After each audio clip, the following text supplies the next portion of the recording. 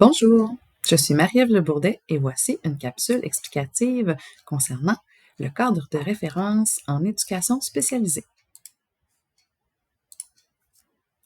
Le cadre de référence est un outil qui tente de définir le rôle du TES au sein d'une équipe école et d'uniformiser les pratiques. Il dresse les balises du rôle. Il est disponible en tout temps sur la zone de collaboration en éducation spécialisée.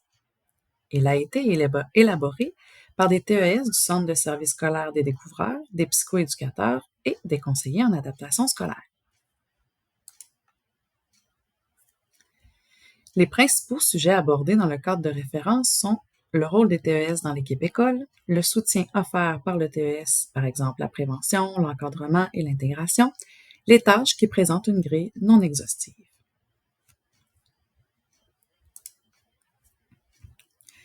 Le rôle a été découpé en 4 grandes catégories. Le rôle auprès de l'élève, qui inclut la relation d'aide, l'intervention, l'accompagnement et le soutien. Le rôle auprès de l'équipe école, qui intègre entre autres la collaboration, les observations, la proposition d'intervention et la création d'outils. Le rôle auprès des partenaires, par exemple la collaboration, l'échange, la consignation d'observations et l'application de recommandations. Et finalement, le rôle auprès des parents pour de la référence, de l'accompagnement et de la documentation. Plus d'exemples sont disponibles dans le cadre de référence.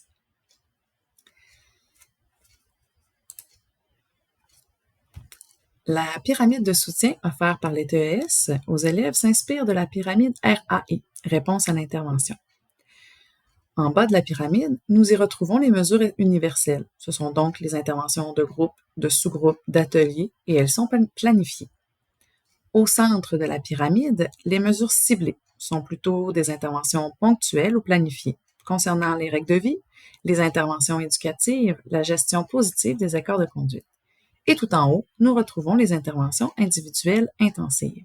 Ce sont des interventions individualisées, comprenant des soins de santé, du soutien à l'intégration en classe, du soutien aux apprentissages ou du soutien à l'adaptation.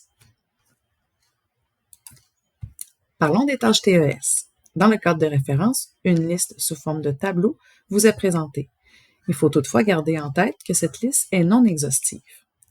Les cases blanches représentent les tâches accomplies par les TES dans les différents milieux.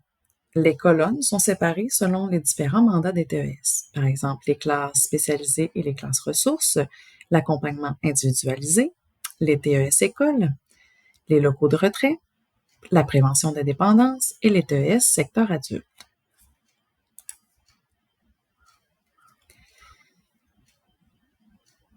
Le tableau de la liste des tâches des TES présente des sous-catégories de tâches telles que l'accompagnement direct, l'accompagnement indirect, l'animation d'ateliers, l'implication dans l'école, le perfectionnement et la formation continue, le temps de préparation et tenue de dossier, et la collaboration avec les parents et les partenaires.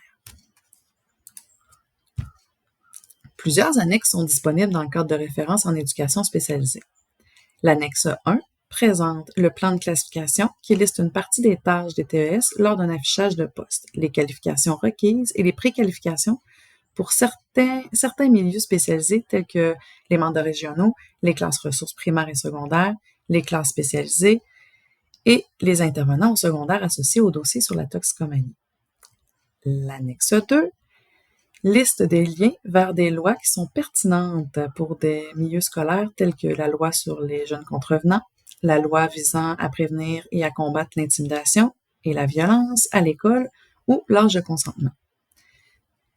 L'annexe 3, tant qu'à elle, regroupe des références, des outils et ressources qui peuvent être utiles dans le cadre de vos fonctions.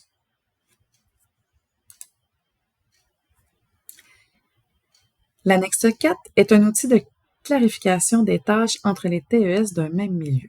Il est possible de l'imprimer et de la compléter par les TES d'un même milieu pour bien répartir les tâches. Le document est vierge et vous pouvez la compléter selon les besoins du milieu. C'est un exercice qui pourrait être pertinent à faire en début et en cours d'année scolaire pour éviter des conflits d'intervention ou clarifier le rôle auprès de l'équipe école.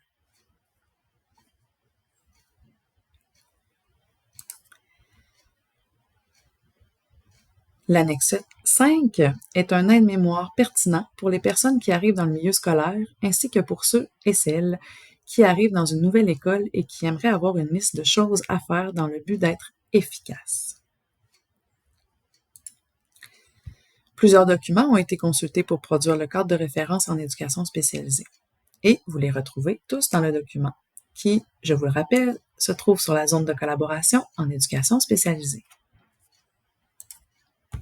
Merci et bonne continuité!